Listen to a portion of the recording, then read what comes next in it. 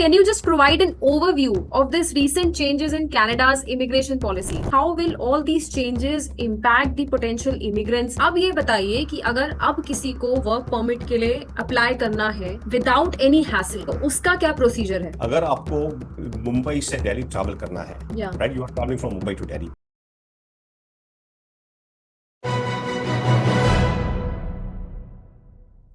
क्या आप भी कनाडा का वर्क वीजा अप्लाई करने के लिए जा रहे हैं या कनाडा में जाकर सेटल होने की सोच रहे हैं? तो पहले रुक जाइए, ये वीडियो देख लीजिए, क्योंकि हाल ही में जो कनाडा ने इमिग्रेशन पॉलिसी में चेंजेस करे हैं, आज उसको समझेंगे डिटेल में कि क्या चेंजेस है वो, और किस तरह से इतने लोग जो हैं, स्पेशली इंडियंस जो हैं, इतने स्टूडेंट्स हैं जो बाहर स्टडी कर रहे हैं, कैसे वो अफेक्ट हुए हैं। आज इसी पे बातचीत करेंगे। मेरे साथ हैं स्पेशल गेस्ट है mister Paresh Kariya, he is the CEO of Aequest advisers.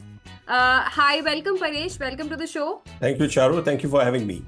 पहला सवाल आपसे मैं यही जानना चाहूंगी, क्योंकि जिस तरह से जो है प्रोटेस्ट भी हम देख रहे हैं, इतने ज्यादा वर्कर्स हैं, इतने ज्यादा स्टूडेंट्स हैं कनाडा में जो अफेक्ट हुए हैं। So can you just provide an overview of this recent changes in Canada's immigration policy? Right, certainly, Charu. But before getting into the recent changes, let us step back and see. Let's understand the Canada immigration system. Let's understand, what the country is and what are their requirements and what is their immigration system. और इससे हमें पता चलेगा, उसके बाद हम देखते हैं कि ये चेंजेस उन्होंने किस लिए इंट्रोड्यूस किए हैं। तो अगर हम कनाडा की बात करें तो Canada is very large country. The size of Canada, geographical size of Canada, it is 3 times bigger than India. And वहां का अगर पॉपुलेशन आप देखोगे तो population of Canada is equivalent to, is less than what we have in Mumbai and Delhi put together, right? So this is one fact. It's a very large country, but it is very sparsely populated, and it has a lot of natural resources. So obviously वहां पे क्योंकि लोग इतने कम हैं, they need people from outside to come over there and help them to contribute to their economy and work for them over there. तो इसलिए we have seen that Canada has been quite liberal when it comes to immigration. And in the past also they have been inviting a lot of people over there, and a lot of Indians, people from all over the world, India, China, etc. ये लोग वहां पे गए हैं और settle हुए हैं।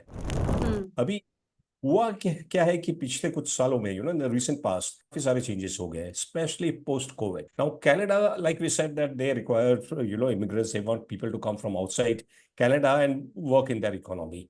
अभी उनके पास क्या है, हर साल वो लोग एक टारगेट बनाते हैं। जैसे एक कंपनी कॉर्पोरेट होती है, उनका ईयरली प्लान होता है, वो टारगेट होता है कि हमें ये अचीव करना है। इसलिए इसी तरह उनका इमिग्रेशन मिनिस्ट्री है, फॉरेन वहां पे उनके भी टारगेट होता है। हर साल वो डिसाइड करते हैं हम इतने लोगों को कनाडा में इनवाइट करेंगे और इतने लोगों को परमानेंट रेसिडेंसी देंगे। सो ये ईयर टू ईयर उनका प्लान है। Now what happened was during COVID there was a restriction on travel, and Canada of course needed people to still work over there. So they went a little liberal when it came to giving permanent residency to people who are already over there, right? बाहर से तो लोग जा नहीं सकते थे because of travel restrictions, and उनके पास ये एक नंबर्स था कि हमें ये नंबर्स हमारा मीट करना है। तो उन्होंने काफी लिबरलाइज तभी कर दिया था कि जो लोग वहां पे ऑलरेडी है, टेम्पररी वर्कर्स है, स्टूडेंट्स है, और बाकी लोग भी है, वो टेम्पररी वीजा पे है, उनको पीआर मिलना काफी आसान कर दिया था। प्लस जो स्टूडेंट्स वहां पे ऑलरेडी थे, उनको लिए भी उन्होंने एक्सटेंशन दिया था कि आप ज्यादा काम कर सकते हैं। तो ये उन्होंने कर दिया था तभी।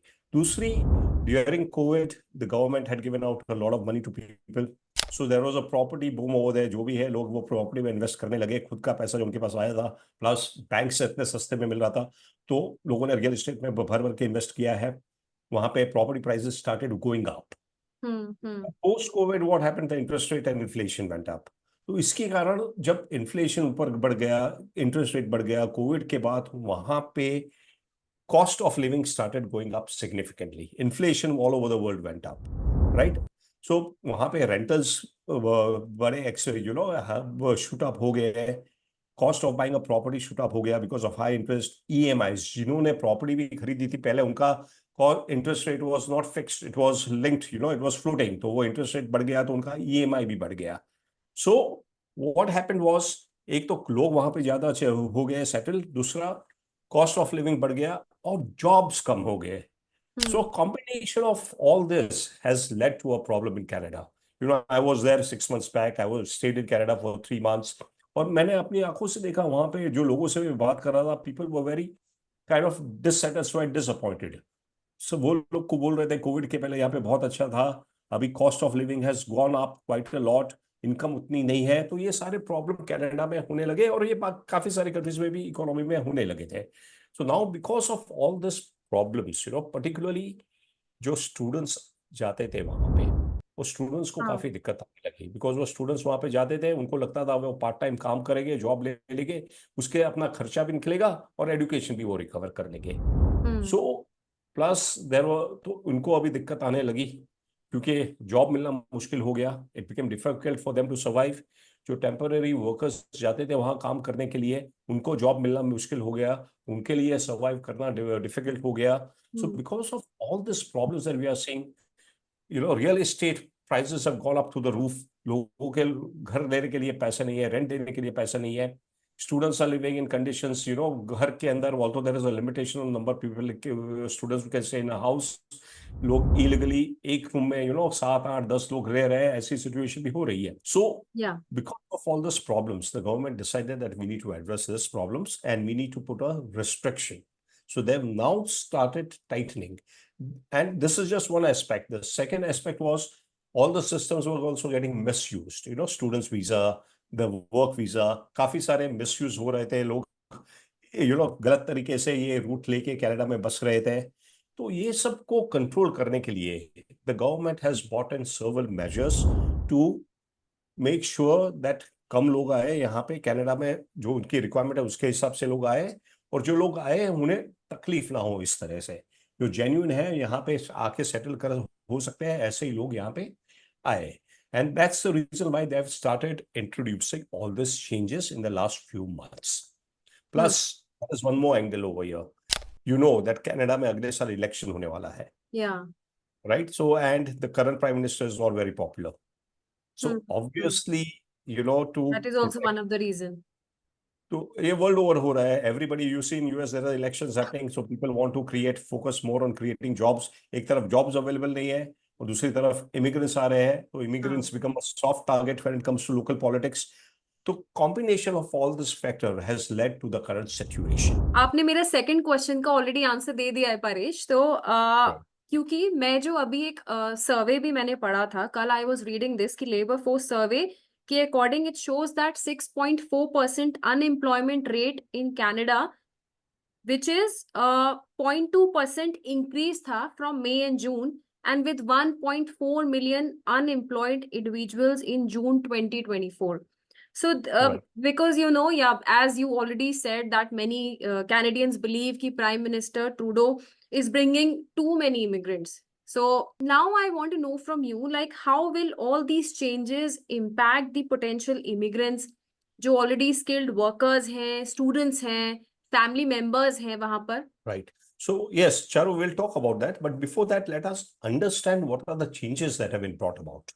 Okay. So let's talk about these changes. So उन्होंने क्या-क्या changes लाए हैं? Changes have been brought about at 2 levels. One is where it impacts the students, you know, when it comes to work visa.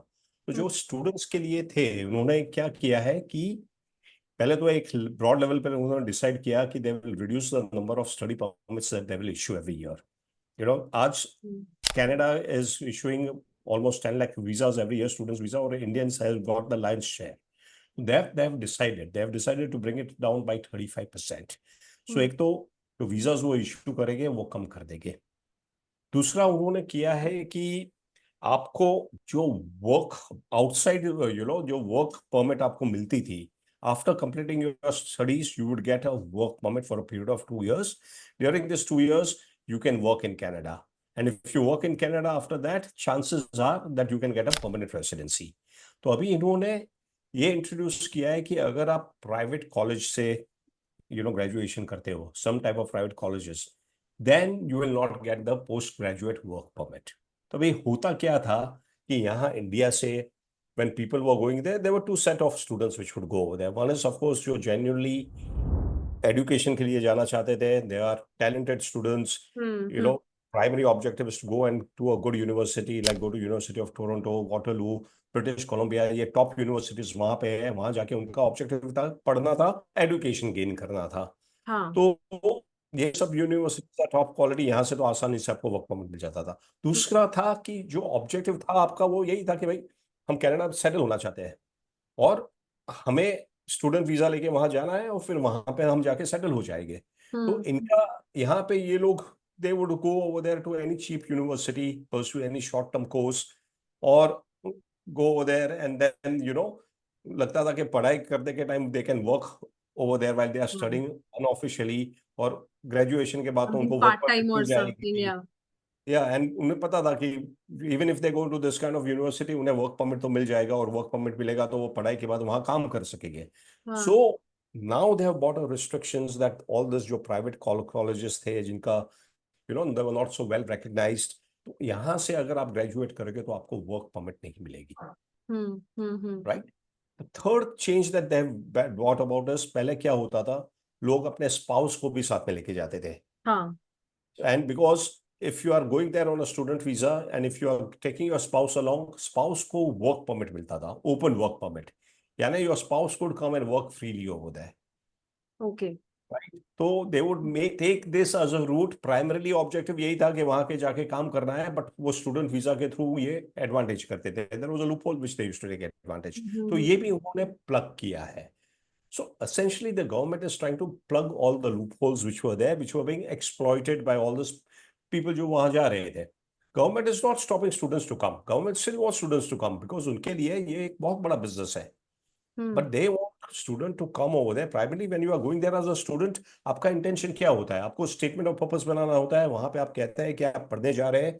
पढ़ाई के बाद आप you will return back to your country and you have to show in your visa application that there are strong reasons for you to come into back to the country. So that is still valid. पर होता क्या था, लोग generally जाके यही होते वहां बस जाते थे and they would take up just any kind of a job just to stay over there. So with या, this restrictions that just for the come in, family goal, just for the fame, कि बस जाना है हमें। But until and unless कि हम क्या कर रहे हैं वहां पे, दैट डजंट मैटर, बस बस जाना है। if you ask me, there was simple. Let me give you an analogy. जिस तरह से हम हमारे इमिग्रेशन के बिजनेस में हमें काफी बार मैं क्लाइंट को बताता हूँ कि देखिए आपका क्या है ऑब्जेक्टिव, क्या है, आपको कनाडा में जाके बसना है, right. Hmm. Then there are different routes of doing it. अगर आपको जाके अगर बसना है, इट्स लाइक सेइंग दैट अगर आपको मुंबई से दिल्ली ट्रैवल करना है, yeah. Right, you are travelling from Mumbai to Delhi, तो एक रास्ता आपके पास ये है, आप फ्लाइट बुक कर दीजिए। You are hmm. सर्टन, आपके पास कंफर्म टिकट है, आप फ्लाइट में मुंबई में बैठेंगे, आप दिल्ली पहुंच जाएंगे comfortably and with certainty. Other route is आपके पास, आप ये डिसाइड करते हैं कि मैं ट्रेन से जाऊंगा, ट्रेन में टिकट की अवेलेबिलिटी नहीं है, डजेंट मैटर, मैं बॉम्बे से अहमदाबाद तक पहुंच जाऊंगा, फिर अहमदाबाद से तो कई सारे रास्ते हैं दिल्ली जाने के लिए, आई हाँ। Will decide at that point of time कैसे जाना है, वेट लिस्ट में चला जाऊंगा या कुछ और रूट से चला जाऊंगा, hmm. Right. So when that happens, now that you have reached Ahmedabad, but Ahmedabad से आगे जाने का जो ट्रेन का आप सोच रहे थे वहां पे टिकट अवेलेबल नहीं है, या टिकट का प्राइस महंगी हो गई है, या वो टिकट ट्रेन कैंसिल हो गई है, so it is uncertain for you, the second leg of your journey is uncertain. आप पढ़ने या वर्क करने के लिए तो चले जाएंगे, बट वहां परमानेंटली सेटल करने का रास्ता is uncertain, and you cannot now blame the government that you don't have a right when you are going as a student, you are going there only to study, you cannot demand that नहीं आप मुझे job दीजिए, आप मुझे permanent residency दीजिए, ये तो government के ऊपर है, राइट। ओके। सो परेश, ये तो हो गया, चेंजेस हो गए हैं हम्म। ऑलरेडी, जो अब दिक्कतें आ रही हैं। लेकिन अब ये बताइए कि अगर अब किसी को वर्क परमिट के लिए अप्लाई करना है विदाउट एनी हैसल, तो उसका क्या प्रोसीजर है? देखिए वर्क परमिट के लिए अप्लाई करना है, then there are still options available Canada में। अगर आप एक्सप्रेस एंट्री के थ्रू जाते हैं, पहले आपको परमानेंट रेसिडेंसी चाहिए, there are 2 or 3 routes available hmm. For moving to Canada permanently. You know अगर आपको एक तो एक्सप्रेस एंट्री का रूट है वो अभी भी अवेलेबल है यहाँ पे। अगर this is for skilled workers, qualified skilled workers, Canada still needs workers in 2 categories. One is skilled qualified workers and they also need unskilled या semi skilled workers. So when it comes to skilled workers, अगर उनके पास point system है which is called comprehensive ranking system, तो हम्म। इन्होंने ये बहुत ही अच्छा system design किया है जिससे वो क्वालिफाइड टैलेंटेड यंग टैलेंट को में अट्रैक्ट कर सके। If you criteria of age, education, work experience, English language, etc. तो ये points criteria आप meet करते हो, you get points, right? So for instance, if you have got master's degree, you have work experience with a good company, you are below 30 years of age and you are very fluent in English, then you will more or less qualify to get PR in Canada even without a job. In that case, it is very easy for you to move. This is commonly called express entry. तो इनके ये लोग apply करना होता है, आपको आपको drawers होते हैं, वो कट ऑफ पॉइंट्स आते हैं. जैसे कॉलेज के अंदर आप एडमिशन करते हो तो वो कट ऑफ पॉइंट आते हैं. If you are qualify for more than that you will get admission. इसी तरह यहाँ पे अगर आपका पॉइंट्स मीट करते हो तो आपको वहाँ कनाडा में पीआर मिल जाता है even without job. And then you can go there and look out for a job freely. ये एक रास्ता है. पर यहाँ पे ये सिर्फ स्किल्ड और लिमिटेड लोगों को मिलता है और इसका भी स्कोर बढ़ते जा रहा है. It was about 1 year back, 2 years back, it was about 450 to 475. Now it has gone up upward of 500s. दूसरा जो कैटेगरी है वहां पे हर प्रोविंस होती है. कनाडा में जैसे हमारे यहाँ स्टेट है, वहां पे प्रोविंसेस होती है और हर प्रोविंस की रिक्वायरमेंट होती है लेबर की. They need labour in skilled as well as unskilled. So कभी उनको अकाउंटेंट्स की रिक्वायरमेंट होती है, कभी आईटी ये आईटी इंजीनियर्स, कभी कंस्ट्रक्शन वर्कर्स. तो वो लोग ड्रॉ निकालते रहते हैं. So if you meet that requirement, then you can still go over there on a work permit. So idea is now that if you are able to meet the requirement, you fit into the Canada को किस type के workers की जरूरत है, किस type के employees की जरूरत है, वो लोग क्लियरली डिफाइन करके सेट आउट कर देते हैं. If you meet it, it is very easy for you to go. अभी पहले जैसा नहीं रहा कि आप कैसे भी तरह वहां पहुंच जाए और वहां पे कुछ ना कुछ जॉब करके आपको सेटल हो जाएंगे. That is a very risky preposition. Yeah. Yeah. So Paresh, my next question is on that only ki now how it is going to impact on the Canada's international reputation, because as it was the very immigrant friendly country, so अब उसका क्या impact होगा internationally? Well, I don't think there will be any impact because they are not doing anything. But They are still, doing the you things know, that are because you required. mentioned that it was very liberal and now these changes, और वो भी मतलब जो भी lockdown में introduce करा due to some reason and उसका भी एक्सपायरेशन था और वो अचानक से ही डेट से पहले ही उसको कर दिया. सो of course this gonna impact internationally also. Well, see, it will only make the system more robust. They are plugging all the loopholes. They are tightening the system, and they are only allowing good quality people, which meet their requirement. Canada की requirement is, of course, उनकी country है, वो उनको जैसे लोग चाहिए वैसे ही वो करेंगे. बाकी कंट्री में भी ऐसे ही होता है. Canada, just because it was liberal earlier and suddenly it has become a tight, it doesn't mean that it has become anti-immigrant. It will still require, given its scale, जैसे मैंने बताया कि वहाँ कंट्री इतनी बड़ी है और पॉपुलेशन इतना कम है, they will always have requirement of people. But now, because of various factors that we mentioned initially, they just want to tighten the system, and people have been misusing the system. काफी सारे हमने देखा है हर जगह पे, हर country में, आप Europe में देखो, यूके में देखो, यूएस में देखो, हर जगह पे लोग आर बिकम एंटी इमिग्रेंट और इलीगल इमिग्रेंट्स. सी देखिए, लीगल इमिग्रेंट और इलीगल इमिग्रेंट ये दोनों डिफरेंट कैटेगरी है. Legal immigration is still welcome. People have design the policies that हमारी रिक्वायरमेंट है, इफ आप वो मीट करोगे तो you are more than welcome. But आप गलत तरीके से वहां पे जाओगे, वो आप use some loops etc to enter the country and some stay over illegal there. route, yeah. So all the countries, so why only Canada? Every country is trying to tighten the loop and make it this. So my last question of this podcast, Paresh, what advice would you give to the prospective immigrants in spite of this recent changes, and if you can just highlight on the most certain ways to get the Canadian PR? So my advice would be that आप जब जा रहे हैं, आप अच्छी तरह से planning करके जाए. Understand what is your objective. What is your objective of going to Canada. Are you going there only to study for the purpose of education and then come back, or is your long-term goal to settle over there? If your long-term goal is to settle over there, you find out what type of job requirements do they have. Canada की need क्या है, requirement क्या है, उनको किस तरह के jobs चाहिए. Is your area of study in alignment with that? Do you think after graduating, you will be able to meet all the requirements which will enable you to continue to stay in Canada. And these are all very transparent. ये सारी requirement अभी भी आपको website पे, government की website पे जाओ, आपको सारी रिक्वायरमेंट्स मीट होती है. किस तरह की जॉब की रिक्वायरमेंट है, कितने पॉइंट्स चाहिए, कौन सी प्रोविंस में इस टाइप की जॉब की रिक्वायरमेंट है. हालांकि ये चेंज होती है, but it will give you a broad guideline. Don't take it for granted. Don't assume कि एक बार हम वहां पहुंच जाएंगे, कुछ ना कुछ हो जाएगा. वो those days are over. So you have to be very, very clear when you are going to Canada, किस लिए जा रहे हैं आप. और अगर आप मीट नहीं कर पा रहे हैं कोई भी immigration future requirement, you have to be prepared to come back. Second thing is, if you are going to work over there, please don't fall into the trap. There are a lot of scams which are going on. Canada में one of the reasons why I've brought in restrictions is लोग वहां पे आपको fake job offers देते हैं. There is no underlying job, but to enable you to get into the Canada, they will give you a job. On the basis of that, आप वहां चले जाते हैं और आप वहां पे then unofficially you start working over there, and this is a big scam which has been going on. और पहले हो जाता था, people who go like this way, and on that basis also PR हो जाता था, but अभी ये नहीं हो रहा.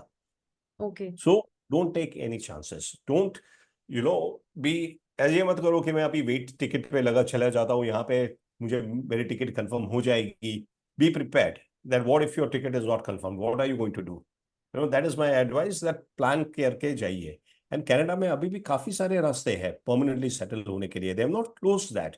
इनफैक्ट आज ऑल दुनिया में सबसे ज्यादा सही तरीका कनाडा जाने के इमिग्रेशन के लिए कनाडा में ही है. They have got so many different routes for getting permanent residency over there. And be prepared, identify which route suits you, and follow the correct path. That will be my advice to all of you. There are ways in which I'm in different categories. Students can go over there if they qualify, if they are going to a good university, if they are paying attention to, उनका focus पढ़ाई पे है. ऐसा नहीं है कि वहां जाके while studying you are working and trying to make the ends meet. अगर आप पढ़ने के लिए जा रहे हो, पढ़ाई पे ध्यान दो, अच्छा स्कोर क्वालिफाई करो अच्छी यूनिवर्सिटी से, अच्छे ग्रेड्स लेके आओ, फिर आपको आसान होगा जॉब मिलना. अगर आप काम के लिए जा रहे हो, if you are going on to work over there, see if that job, अगर आपके स्किल्स की डिमांड है क्या नहीं, वहां पे आपको जो जॉब मिल रहा है, does it do justice for it, or are you just taking up any job and going over there just to enter the Canada, and later you may not get the job which meets your career objectives. अगर आप permanently settled होना चाहते हैं Canada में, for those who are at not youngsters but other people, there are ways to business immigration जहाँ पे आपको directly PR ही मिल जाता है. आपको वहां जाके इन्वेस्ट करना है पैसा, बिजनेस में इन्वेस्ट करना है. There are so many different business immigration routes available that will directly get you PR into Canada. So be clear of what is your objective and choose the right path. Don't take things for granted. Don't assume कि सब चलता है हो जाएगा वहां पे. That would be my advice to the people. Exactly. Thank you so much, Paresh, for this healthy discussion and अपना समय देने के लिए हमारे चैनल को.